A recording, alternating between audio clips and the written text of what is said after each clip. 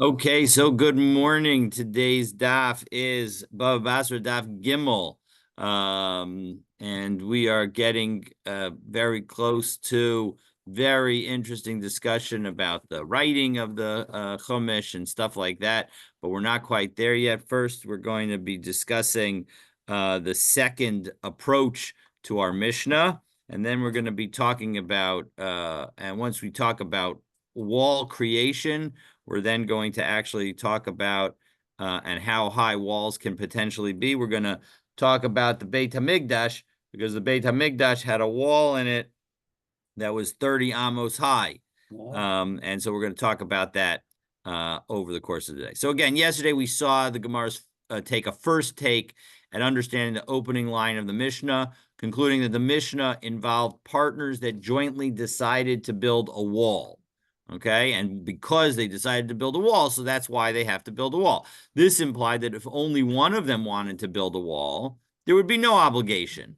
And that suggests that hezek re'iyah lav shmei hezek, that the damage of looking into a space is not considered damage. Today, we turn that around to suggest that the decision is to divide the property. And once they agree to divide, they must build a wall because hezek re'iyah shmei hezek, meaning that if I can look into your space, that's considered damaging to you.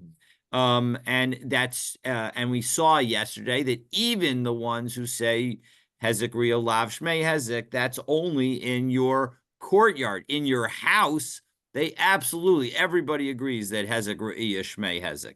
But in your courtyard, maybe not. But now we're going to come to the conclusion that it's the other way around. So let's take a look. Why should it make a difference? Hezek Shemel Re'iyah Loria if there's a wall or a division.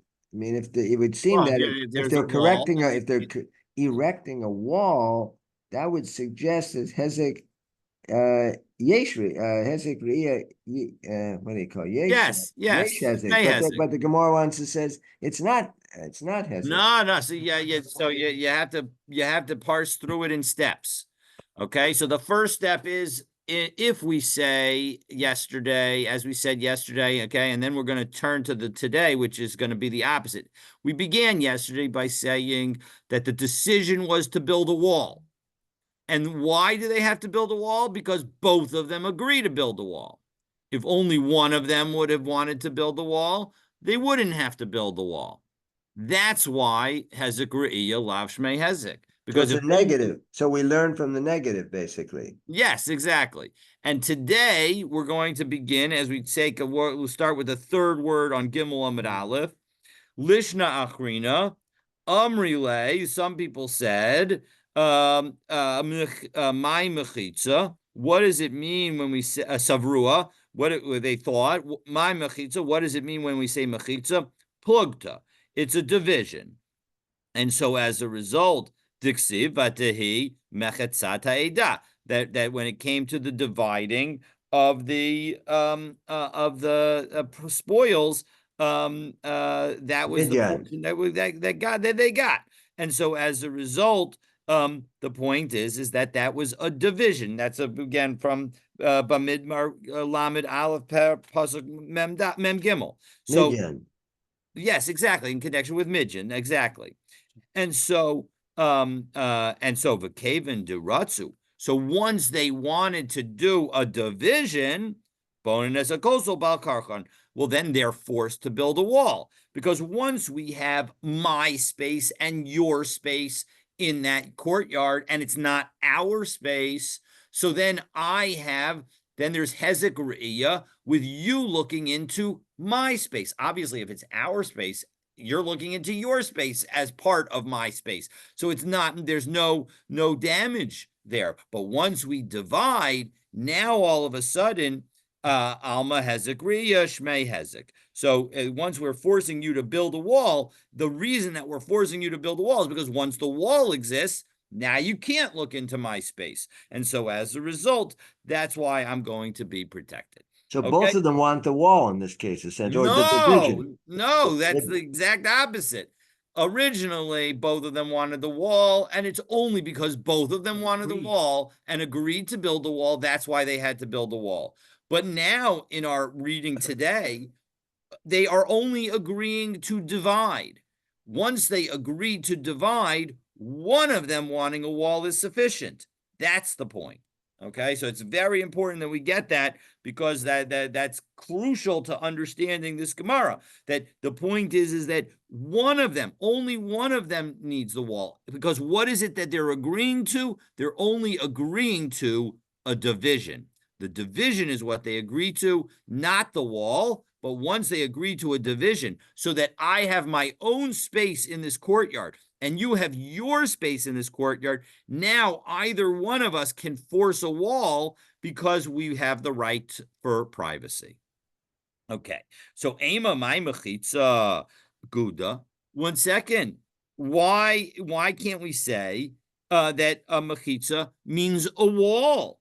Titania, because we have a brisa, as we saw yesterday. We're going to, the brisa is exactly the same brisa that we saw yesterday, so we'll go through it more quickly. Mechitzas akaram sheniffer. So if you have a vineyard wall that broke down, Omer lo gedor, the person who owns the field of grain next door, can say you have to rebuild it, because it's on the obligation is on the vineyard owner to move his vineyard 4 amos away from the edge. And but if he was a wall, he doesn't need to. So in this case, he didn't need to, because there was a wall. And so now that vineyard is going to ruin the grain.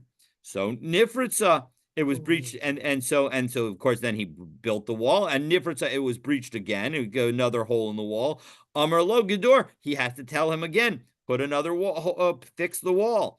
This Ya'ish Hemenavilo Gadra Gid Gadara, if he gave up hope, meaning the vineyard owner said, I can't do it, and he didn't want to make it any longer, make the wall. Harezek Kiddush. Now the grain has become, on some level, some kind of sanctification, whatever you want to call it, but it's prohibited. And again, we saw Rashi note the fact that that word Kiddush is the word that's used in the Torah in connection with Kalayim, and as a result, the owner of the vineyard is liable for the losses associated with it.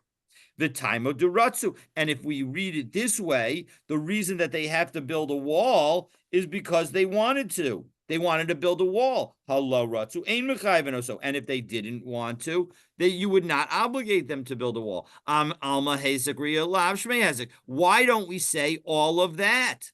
Well, if you were to try and say all of that, why tell me that they're building a wall?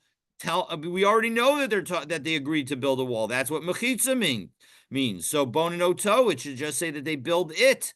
So Ella my plugta. Oh no, so what does plugta have to be? Division. Well, second, if you're going to tell me that it means only a division, what about the following? Shiratzu la'asos mechitza.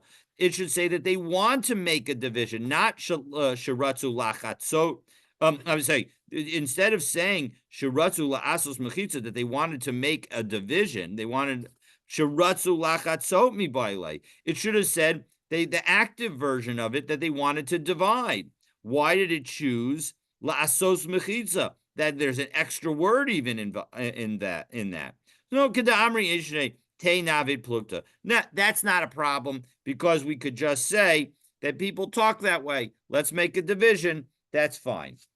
Well, second, he Hezek Re'iyah Shmei Hezek My Ir Yaratsu. Well, 1 second. Once you tell me that that Hezek Re'iyah, that the ability to see into your portion of the courtyard is problematic, why do we care that there was a ratsu, a desire for them to divide the courtyard? Afilu lo ratsunami. Even if one of the partners doesn't want to divide, we will see that a courtyard is an item that is subject to division if it's of a certain size, and that will telegraph our answer. But if it's of a certain size, you're allowed to force division if each side is going to get 4 amos. So why do you need them to ever have wanted to do something to divide it together? So Amar Ravasi, Amar Rabbi Yochanan, Mishnah Seinu Kishain Badin Chaluka. Our Mishnah is talking about when the size of the courtyard is small enough that you don't need, that there isn't an ability of one party to force a division. Because if we actually were talking about a very large courtyard, so that Stan and I were dividing, so then Stan, if Stan wanted to divide the courtyard, and I wanted to keep it the same because I like, having the extra view. I like having the extra space. But it's large enough. Stan alone could force the division, and Stan alone could then force me to participate in the building of a wall. And we split the cost. And we split the cost. Exactly. So why did our Mishnah say that we both wanted a division? That's the question. And the answer is, we're not talking about a large courtyard. We're talking about a very small courtyard, a courtyard that is too small for you to force me to divide it, because we recognize that it's not the best courtyard for division. Each of our halves are going to be so small that it's not going to be a good courtyard. So that's the situation where we have to have wanted to do it in order to do it. So, my Kamash Milan. How can you say that in a large courtyard, one can force the other person? That I don't understand the question. We are going to see in the coming weeks, and maybe even later this week, that is the right. That if in fact the courtyard is greater than 8 amos, then I have the ability to force you to take your arba amos, and I keep my arba amos, and I can force you to build a wall there with me. So absolutely, that's what the halacha is, because the courtyard is large enough that one dividing partner is sufficient to force the division. And then once we're dividing, now I have the concept of hezek re'iyah, that I don't want you to look in my field, in my courtyard, and as a result, I can force you to build a wall so that you don't have or aren't able to look into my courtyard. But what's the makor for that?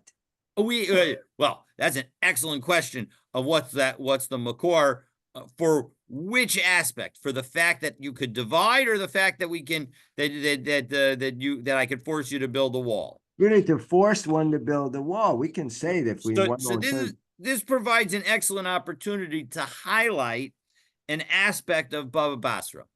That Bava Basra, we will see almost all of it is not going to be citing any psukim for the principles.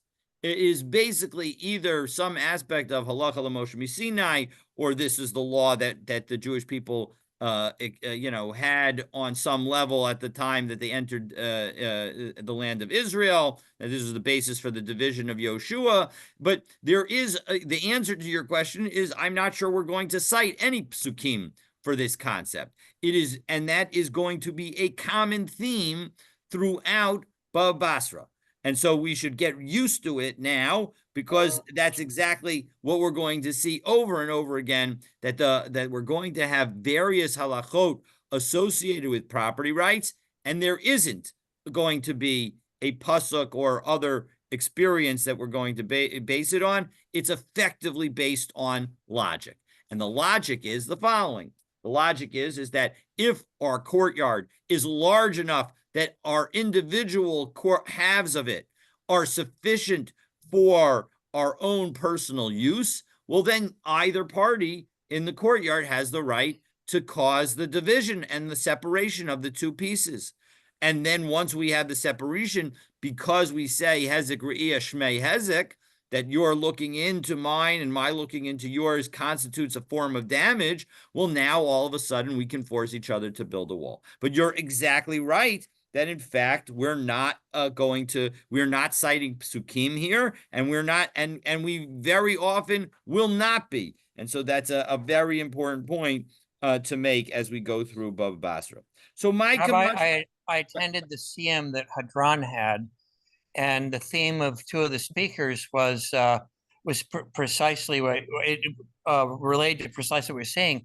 All three of the Nezikim tractates very often derive halakha without specific sources. Often they cite Mishle, which is not something you think of as a place to derive halakha from. And they talked about the fact that the real purpose of this isn't to define laws where you can be punished, but to have a society that works better. So here we have the concept that good fences make good neighbors. Absolutely, 100%. So if good fences make good neighbors, and many, many centuries before that's Robert Frost, right? So centuries before Robert Frost. So Micah Mashwan. So back at the Gemara, we're 1, 2, 3, 4, 5, 6, 7, 8, 9, 10, 11, 12, 13, 14, 15, 16, 17, end of the 16th line, beginning of the 17th line. So what in the world, now that we've concluded that we're talking about a small courtyard where neither of us can divide it unilaterally, but we can decide to divide it together, what in the world is the Gemara teaching us? Of course, if we both want to do something, we can do it. So the Dechilespe din Chaluka Hiratsu Pligi. So, who is going to say that, once they divide a courtyard that's not subject to division, once they've agreed to do so, right? Meaning not only that, but Tanina, we've got a Mishnah that makes that point. Amasai, when does a property have to remain whole? Bisman she'ein shneim rotzim, when the two of them don't both want to. Aval bisman she'shneim rotzin, afilu pachas mikan cholkin. We're going to see, this is from a Mishnah, this is from the Mishnah on Daf Yud Aleph Amud Aleph. So about a week from now, guess next Shabbos, God willing, we'll learn this Mishnah, and we'll see the properties that one must have in a courtyard to make it divisible. But even then, if both people want to divide it, they can divide it. So afilu pachos mikan cholkin. So even the smaller field, a smaller courtyard, we'll divide. So as a result, what is our Mishnah teaching? No, ima hasam haba amino afilu pachos mikan b'misipas ba'alma. That I would have thought that when we said we would divide a smaller courtyard, we meant with a marker, not a wall. So kamash malon hacha kosel. So here we're teaching about the wall. Well, v'lis naha v'lo lis nehach. So fine. So teach our Mishnah, which we have now learned is talking about a small courtyard, and we know that if both people want to divide it, they are allowed to do so, and that they have to build a wall. And don't teach me the Mishnah on Yud Aleph Amud Aleph. So Seifa Itzrichalei. No, the reason that we need that Mishnah on Yud Aleph Amud Aleph is for the end of it, because the Mishnah on the Yud Aleph Amud Aleph says that there is something that both people could want to divide, and yet they're not allowed to divide it. And what is that? The Kisvei HaKodesh, when it comes to writings of holiness, meaning the Torah, the Nevi'im, etc.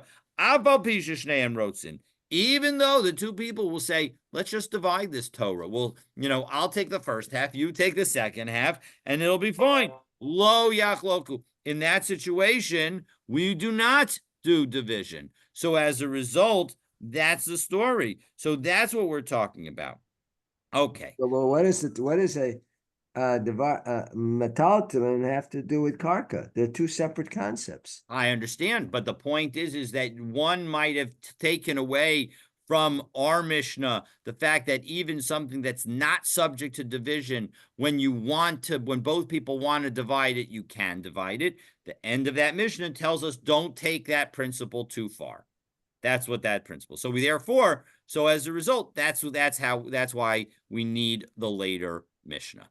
Okay, so now we're continuing on, and the Gemara asks, we're going to now skip down from the parentheses to the end of the parentheses and the two dots. So now, and we're going to clarify. B'mai ukimta l'maslisin. So again, this is 1, 2, 3, 4, 5, fifth line up in the narrow lines from the bottom of the narrow lines. So how have we set up our Mishnah? B'she'ein ba din chalukah. We've said that we're talking about a situation where the courtyard is so small that it doesn't have the ability for one party to force the division. Well, I b'she'ein ba din chalukah ki ratzu mai havi nehedru baho. Well, 1 second. Why can't we have the following? If, let's say, Stan and I decide that we're going to divide the field, divide the courtyard, divide the courtyard. And then I say, okay, Stan, that means we have to put up a wall. Well, Stan says, oh, 1 second. I didn't realize that. I don't want to divide the courtyard any longer. So why can't Stan reverse himself? What have we done? I haven't done anything to establish my rights over his decision. At least that's what we're thinking at the moment. So kiratsu mai havi nehedrubu. What does it make a difference that we both wanted to have a division at one point? Let Stan out of it because he changed his mind, right? Sometimes we change our minds. Why can't he change his mind? So Rav Asi, Rabbi Yochanan. So Rav Asi explains in the name of Rabbi Yochanan that what we're talking about is v'chikanu miyadan. I'm sorry, shikanu miyadan. That we're talking about where a kinyan happened, where there was some kind of kinyan. So, but 1 second, if we're talking about a kinyan, so I'm somehow making a kinyan at the moment we think that I'm making a kinyan on Stan's decision to divide.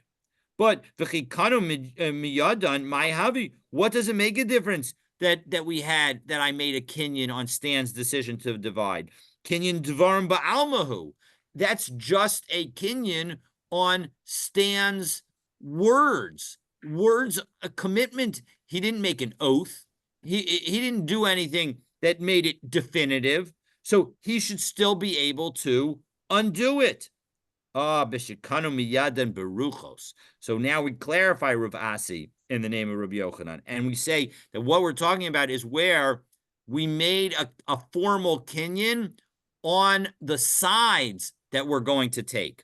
So if Stan is taking the north side and I'm taking the south side, so I've made a kinyan on my south side, and Stan has made a kinyan on his north side. And so as a result, that's why we can't neither of us have the right to unilaterally undo our agreement. Rav Ashi offers a second approach. Rav Ashi says, "Kigon shahalach zeh b'tok shelo v'hechzik v'zeh b'tok shelo v'hechzik." We don't have to make a formal kinyan of some kind of kinyan sudar on the side that we're taking, but rather I can dig in my field. I can walk around the edges. I can do some possessive act on my half, on my new, I can't remember whether I took the southern half or the northern half, but on my, let's say, southern half, and you take it on the northern half. And so we can have done a chazaka, and that will also work. We don't have to need a formal kinyan, although chazaka can be viewed as a kinyan. But okay, so we've now answered the question of why they have to go through with it, even if one of them, even if it's a smaller field and one changed his mind. Okay, so now our Mishnah talked about the different sizes of the. This would only apply to the one who did the act, right? So if the second party did no act, could he retract? No. So if the second party did no act, then the only one who could potentially retract is the one who did the act, right? If I do a chazaka or I do a kinyan and I take possession of it, but you don't take possession of your half, so then all of a sudden I still own my pieces in your half, and so as a result, I could potentially undo the chazaka that I did. So it would be the one who made the chazaka or the one who did the kinyan to acquire his half. That would be the only one who would potentially be able to undo it. I don't know for sure that he would suggest otherwise. It was saying the person who made either devarim, he spoke about beruchot, or he did he wash halach. That would seem to be the one who makes the kinyan, and he cannot retract.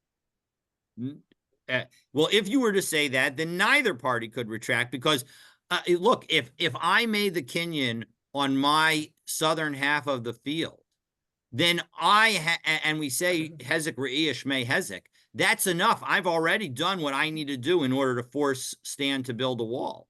So Stan doesn't have the ability to undo anything because I've already made a kinyan and now have a property right in my southern half of the courtyard.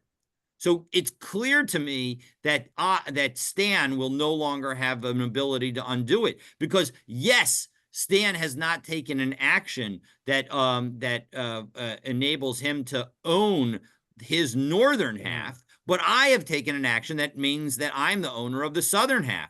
And so as the owner of the southern half, I have the ability to force him to build a wall to protect my interests in that southern half. So it's clear to me that that's the case. Now, the question in my mind is, can I, now that I've made the kinyan on the southern half, say, you know what, never mind about my kinyan, I'm going to give it back to Stan, and make that southern half again owned by both of us, because after all, Stan has not made a kinyan on his northern half, and so the northern half remains owned by both of us. And so now I can potentially undo the agreement and say, no, you cannot make a kinyan, you cannot make a chazaka. So that's why I think that that whoever makes the kinyan or chazaka might have the ability to undo it, but it's clear to me that the person who is the other person, the person who did not, when the other person makes the kinyan or the chazaka, then you no longer have the ability to undo it. Okay, so makom shenago livna. So we said in our Mishnah that there are different kinds of walls. So gavil. So what does gavil mean? Avnei delo mashapia. It's stones that are not smooth. Gazis avnei de mashapia. It is smooth stones. Diksiv, as we see in Malachim Aleph, Perek Zayin, pasuk Tet. Kol Eila Avanim Yikaros Kemidos Gazis. And the next two words, which the Meshos Shas puts back in to the Gemara, Migoraros Bimagera, that these were precious stones. This is about the stones used for the building of the Beis Hamikdash, and they were planed and they were trimmed with a plane, meaning that they were flat, they were smooth, and so as a result, they had no rough edges. Kefisin, arche. Kefisin means half-size bricks. Levanim, livne, and levanim are regular bricks. Amrle Rabba Brei de Rav Ashi. So Rav Ashi was asked, Mimai de Gavil avne de lo mashapyan inhu. How do you know that Gavil means flat, the rough stones? V'hai tefach yisera lemursha de karnasa, and that the extra tefach associated with them is because they're rough stones, so as a result they have jagged edges that stick out. Dilma palka de guzis. Maybe the extra tefach is that we're talking about half of smooth stones. V'hai tefach yisera levene urvehu, and the extra tefach between it is for the cement that is used. Just as we explained that kefisin are half-size bricks and levanim are full-size bricks. So maybe gavil and guzis are half-size flat stones and full-size flat stones. And that the extra tefach between them is for the mortar and the cement. So Amrle l'tamech kfisin archim minalan. Well, according to you, that you're using the kfisin as half-size bricks as your basis. How do you know that they mean half-size bricks? Ela gemara gemirale. It's because we have a tradition. So gavil nami avnei delo meshapia gemara gemirale. That also we have it as a tradition that's what the gavil means. So Ika Damri, there are those who had the exact opposite conversation. Amrle Rav Acha Brei the Rav Avia Ravashi. It was a different person, but it was the same question to Ravashi. And Mamai Dahai Kafisin Archeninhu. How do I know that Kafisin are half-size bricks? Maybe Bahai Tefach Yaseru Leveni Orve, and that the extra tefach associated with them that makes them, when you combine two of them together, it makes it 4 tefachim as opposed to 3 tefachim, is because the extra tefach is for the mortar between them, the cement. Dilma Mai Kafisin Avne Deloma Shapian. Maybe that the kafisin are similar to the gavil, and just as the gavil are stones that are not smooth, so too these kfisin are some kind of non-smooth bricks. V'hai tefach yasera l'morsha the karnasa, and that the extra tefach is for the jagged edges. As we explain with respect to gavil, that the gavil are rough stones, and the guzes are smooth stones. And that the extra tefach is for the jagged edges. So Amrle, Ravashi explains, Utamech, according to you, Gavil Avne de lo Meshapian Minol. And how do we know that the Gavil itself is not a flattened stone, meaning it's a stone that still has a jagged edges? Ella Gemara Gemirale. It's because we have a tradition. So Hakinami Gemara Gemirale. So bottom line is that this is all by way of tradition. And so as a result, that's why we say the 4 stones are the 4 kinds of building materials are as we described. Amar Abaye Shmamina. We can learn from this, Kol Beni Urve Tefach, that the cement in the middle between the 2 half-size bricks is equal to a tefach. So Hani Mili Betina. Now, this is talking about where you made the cement out of mud. Aval berichsa by boitve. But when it comes to richsa, and Rashi explains what richsa is, it's 1, 2, 3, 4, 5, 6, 7, 8, 9, 10, 11, 12, 13, 14, 15, about 18 lines up in the narrow lines of Rashi. Berichsa avanim dakos, it's small stones, pebbles. V'tit, and with mud, bein shnei hadimosos, between the two walls, the two bricks. So as a result, so maybe you would need more of al barichsa boitve. So according to this, the 1 tefach is when you don't use the stones, and you would need more when you throw stones into the mortar, into the cement. The igadamri, but there are those who say the exact opposite. Hani mili barichsa, where we have the cement taking up a full tefach, that's because there were pebbles in the cement. Aval batina, but when it's just pure cement without any pebbles, low by kuli high, then you wouldn't need so much. And we can all picture, I think, in our minds, at least certainly when I was growing up, there was lots of cement that sometimes it had stones in it, and sometimes it didn't. Okay, so lememra de begazis, the kol arba amos gova. Now, this seems to suggest that we remember we have seen already that if a wall that was taller than 4 amos falls down, you only have to build it 4 amos. It's a Mishnah that we're going to have coming up. But the bottom line is that we've said that we're giving widths to the wall, and we're saying that the height of the wall is arba amos. So this seems to imply that guzis with the flat stones, to call arba amos gova, that you need ihavi pusya chamsha kai, that for every 4 amos of height you need 5 tfachim of width. Ilo lokai, and if you don't have that width, then the wall is going to fall. But what about vaha amatraxin? There is the wall in the Beit HaMikdash. So I want you to imagine the Beit HaMikdash, the original Beit HaMikdash, the first Beit HaMikdash, that in the Beit HaMikdash, there was the Kodesh. That was where the Shulchan was, with the showbread. It's where the menorah was. It's where the golden altar was. The regular altar was outside. This was all inside. And then there was the Kodesh HaKodashim, which is where the priests. sorry, The priests. no, the No. Kodesh HaKodashim, the priest would only go into the Kodesh HaKodashim During the once time. during Yom Kippur. During Yom Kippur, that would be the only time they would go into the Kodesh HaKodashim. That is where the Aron stood. That, you know, with the Kruvim on top and the poles in it, Right. etc. So that was where the Aron was, and that was it.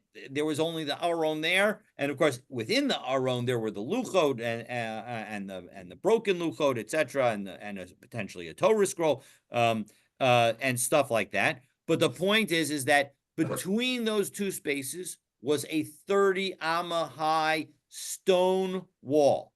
In the stone wall there was a door, and that was a door that people would be able to, if you were standing outside, you could look in and see the we learned about it in Maseches Yoma, that the Jewish people would stand outside and they would be able to see whether or not the Kruvim were looking at one another or not looking at one another, and that would be an indication of whether or not things were going well for the Jewish people. Bottom line is that there was a wall there that stood 30 amos high. And how thick was that entire wall? 1 amma. So here we said that We're talking about a wall between the Kodesh and the Kodesh Kodashim, right? Yes, we're talking about the wall between the Kodesh and the Kodesh Kodashim. And so we have this wall between the Kodesh and the Kodesh Kodashim that stands 30 amos high and 6 tefachim wide. But we've just thought that for every 4 amos of height, you need 5 tefachim of width. Well, that would suggest 7.5 times 4 is 30. 7.5 times 5 tefachim is 37.5 tefachim. That would suggest you would need a 6 plus amma wall of thickness in order to have that height. So how is that possible? Dahavai gavoa tlasin amasa below hava pusya elashis pushche. It was only 6 tefachim wide. The come, and yet it was able to stand. So kevan de ika tefach yisei rakai. What that extra tefach makes all the difference in the world. So uba mikta sheni my time alo ovid amatraxin. Well, why didn't they do this in the second Beis Hamikdash? In the second Beis Hamikdash, we also learned in Maseches Yoma that there were 2 curtains, and one curtain was at one edge of the thickness of the amatraxin, and the other curtain was an amma away from it, giving the outlining essentially where the amatraxin used to be, but it was a 2 curtain structure, not a wall. And there's a machlokas as to how the Kohen Gadol would have to go into it, whether he would have to walk between the curtains or what, or walk along the side of the curtains. But in any event, the bottom line is that we use curtains. So ki kai betulasin kai. So that's because how high could the wall be? It could only be 30. Tvei lokai. It couldn't handle the additional height, and the height of the wall in the second Beis Hamikdash, or the height of the separation between the Kodesh and the Kodesh Kodashim, was 40 amos in the second Beis Hamikdash. What was the extra tefach? What? We were just saying that the wall was shloshim by shisha, right? So then we say there's an extra tefach. Where's the extra tefach? Shloshim, right? So the extra tefach is in the following: it's shloshim amos by shisha tefachim. But a guzis that we talked in our Mishnah, each side of the guzis was 2.5, which totals 5. So 5 tefachim is the guzis of a 4 amma wall, and 6 tefachim is the guzis of the 30 amma wall. So that's the extra tefach. It's 1 tefach thicker. The amatraxin is 1 tefach thicker than the wall that we're talking about in our Mishnah, because our Mishnah, again, we're talking about smooth stones, not the rough stones, smooth stones, and so the smooth stones are only 5 tefachim thick. So uminalan dahavik gavoa tfei. How do I know that the wall in the separation between the Kodesh and the Kodesh Kodeshim in the second base of Mikdash was even higher?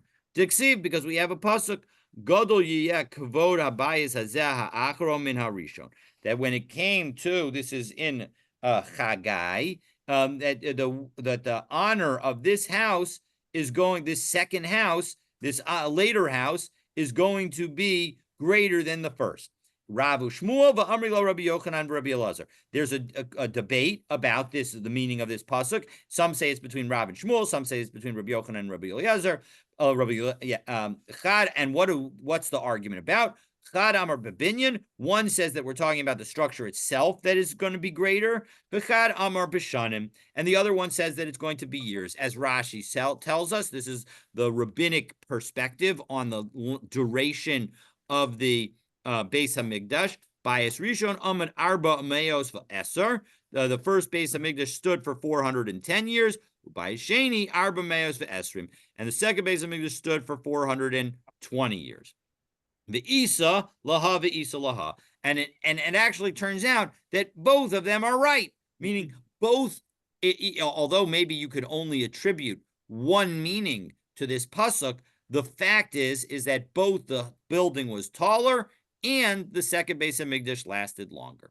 Okay, so now we're going to ask some questions. I don't understand. Why can't we do part wall and part and some other material above that? V'niavdu tulasin ama bevinyan. Why not make 30 amos of the wall, and the last 10 amos will be a curtain? So kikai tulasin amasa nami agav tikrav umaaziva havikai. What's the basis that the 30 amos wall could stand, even though it has a width of only 6 tfachim? It's because of the pressure lying on it from the roof of the ceiling and the plaster that is going on it. Below tikra umaziva, lo havikai. Without that pressure from the roof, it wouldn't stand. And of course, that we know that that's true from a physics perspective today.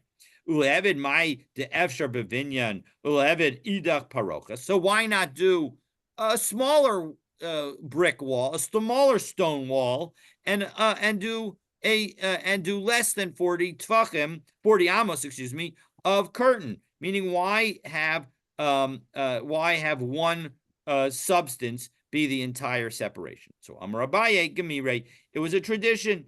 Ikula bevinyan, ikula parochas. It's got to be either all wall or all curtain. So how do I know that? Because ikula bevinyan b'mikdash. We learned that it's got to be all wall from the first Beis Hamikdash, where the entire wall was stone. Ikula b'parochas, or it needs to be all curtain. Mishkan. We learned that from the Mishkan, because in the Mishkan, the entire separation between the Kodesh and Kodesh Kodeshim was just a curtain. So Ibailahu. So now they asked. So now we're asking a new topic. So that is the end of the topic of the wall of the Beis Hamikdash. But now we're going to ask the following question. When we measured all these stones, we know that there was a concept of plastering the sides of the stones in order to strengthen them and to make them more durable. So, Ibailahu, Hain v'sidan, Odilma hain below sidan. When we gave the measurements in our Mishnah, did it include the plaster or not? So, Amaro Nachman Bar Yitzchak Mistabra Dehain v'sidan. It makes more sense to say that it includes the plaster. To Isaka Daitach hain below sidan, because if you were to say it doesn't include the plaster, listening Vishliyure, teach the entire measurement, meaning include the plaster. So doesn't that show that it's got to be with the plaster? No, not necessarily. Doesn't have to necessarily mean that it's with the plaster. Maybe I could tell you that it doesn't include the plaster on the sides of the wall. And the reason that we don't mention that additional width to the stones is because it doesn't quite add up to a tefach. So in second, v'hakatani b'levainin nosein tefach u'mekza v'zen nosein tefach u'mekza. When it comes to the bricks, we say that each one gives a tefach and a half. That shows that we do use half tefachim. Hasam chazi le'itzerufe. Well, there, the two half tefachim come together to become a full tefach. Maybe when we're dealing with the plaster, the addition of the plaster, even when you add the two halves together, don't sum to a full tefach. So Tashma, let's take a look at the following Mishnah in Maseches Eruvin, and we'll use that as a proof. We're going to start by trying to use it as a proof that it does not include that the measurements in our Mishnah do not include the plaster, but in the end, we're going to show that it does include the plaster. So Hakorisha Amru, when it this is a Mishnah in Eruvin, and we're talking about the beam over the entrance to a mavoi that allows you to carry in the mavoi. Right. So remember, a mavoi is sort of like an alleyway. The alleyway then opens up into the Rishos Harabim on one side, and in the other side, it goes to all the private courtyards where people live. So can you carry in that mavoi? The answer is potentially yes. You need to have two things. You need a structural component, and then you need to have aggregated everybody together. And so the structural component that you need is a beam across. One way of structuring it is a beam across the opening, which essentially creates a Tzuras Pesach of the or some aspect of it to make the entire structure to make the courtyard, make the mavoi, the alleyway, effectively a single or private in Reshut Yachid. Rishus Yachid, exactly. Well, it is potentially already a Rishus Yachid, or maybe it's a Carmelist, but it's not Rishus Harabim is key. But now we're going to make it effectively into Rishus Yachid and allow us to carry there. So what's the size of the beam? How thick does that beam have to be? Rachba Gadei L'Kabel Ariach. It's got to be wide enough to take a half brick, meaning a 1.5 tefachim. The Ha'ariach and the ariach, the half brick that we're talking about, is half the size of a full-size brick of 3 tefachim. So what does that imply? Now, we don't need the bricks in this particular instance to have any kind of plastering on them because it's just a method of giving us a measurement. So what do we see? We see that shows that it doesn't include the plaster. And so therefore our Mishnah should also not include the plaster. So the Gemara says, no, maybe not. Hasam birav ravasa. Maybe those are large bricks. And dekanami. And you can actually determine that that's the case because of a precise reading of that Mishnah. Dikatani shel shlosha tvachim. Because we specifically say that we're talking about bricks that are 3 tvachim. Miklal de'ika zutra, because that implies that there are smaller versions of full-size bricks that are not quite 3 tefachim. So shmamina. So in the end, we say that actually the bricks in our Mishnah are include the plaster, and so as a result, the plaster is included in the measurements of our Mishnah. So Amar of Chista lo lister inshe. So now the Gemara is going to go on an aside to discuss the rules associated with demolishing and rebuilding a shul, as it's going to relate back to the discussion regarding the Beis Hamikdash. So let's take a look. So Amar Rav Chisda says, lo lister inish bei kanishta, you're not allowed to destroy a shul ad debane bei kanishta achrisi, until you build another one in its place. Ikad amri mishum shiu. So some people say it's because of negligence, as Rashi says about 15 lines down in the narrow lines of Rashi. Dilma mitrame ones, maybe some kind of unavoidable accident will happen. Upshai, and people will be negligent. The lo banu achrisi, and they won't build another one.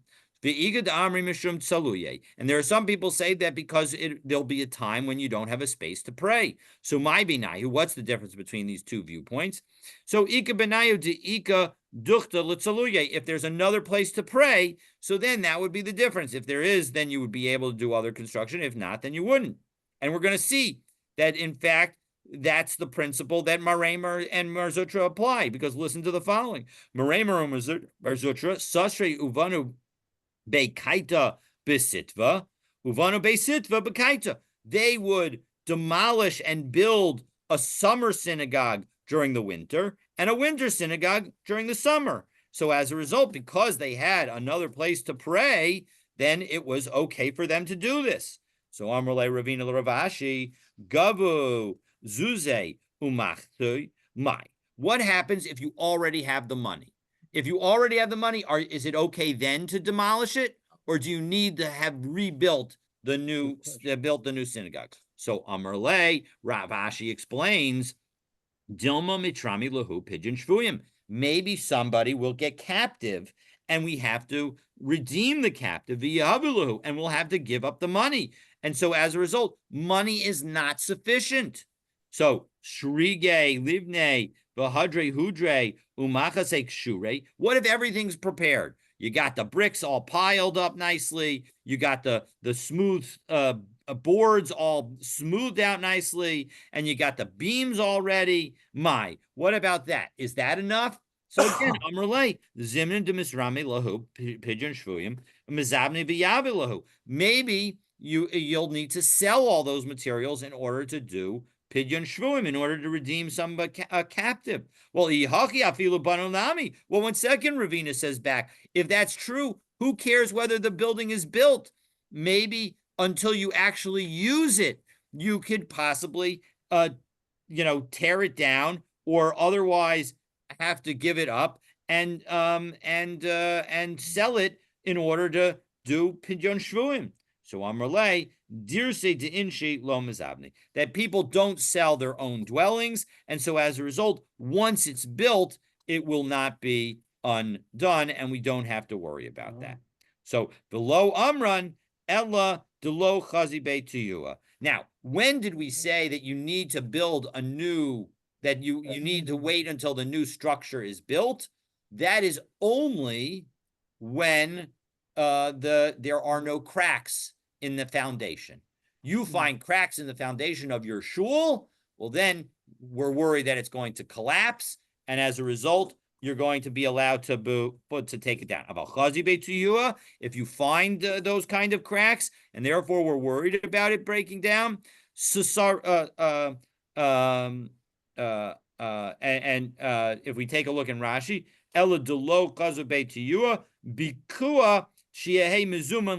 again, it's cracks that show that it's ready to fall down. So if you do see those cracks, well, then Sisrei Uvani, then you can demolish first and then rebuild. So Kihada Rav Ashi, as Rav Ashi as it happened to Rav Ashi, the Kanishta de Masa Machasya, he saw that the shul in Masa Machasya had cracks. Susrei, so he demolished it. And he brought his bed there below Abki ad and he didn't leave there in order to sort of make sure that they finished the structure until they attached the gutters. And so as a result, that showed that it was done and he was able to go home. So Ubava ben Zuta, well, 1 second. There was a fellow named Bava ben Zuta, and we're going to hear the story of Bava ben Zuta, God willing, tomorrow on Shabbos. It says Bava ben Bota. Oh, sorry, that's what I meant. Bava ben Buta. Just misread.